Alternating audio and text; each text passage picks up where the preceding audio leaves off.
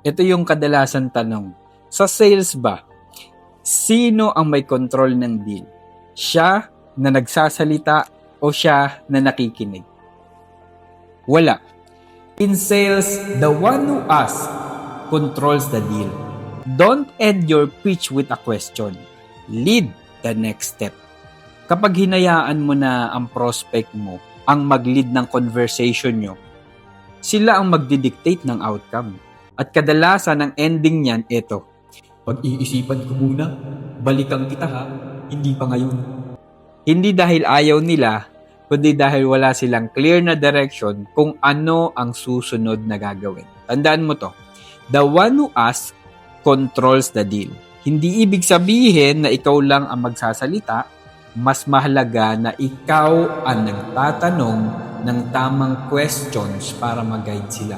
Halimbawa, ano yung current situation nila? Dapat alam natin.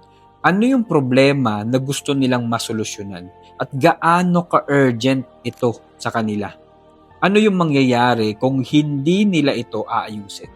At pagkatapos mong maipakita yung solusyon, huwag mong tatapusin sa tanong na walang direksyon.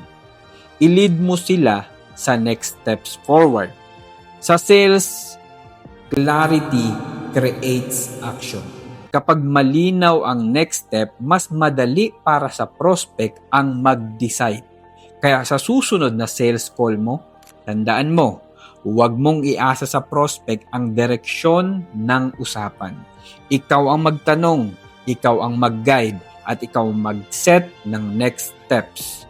Dahil sa dulo ng lahat, ang nagko-control ng conversation, siya rin ang may control sa deal.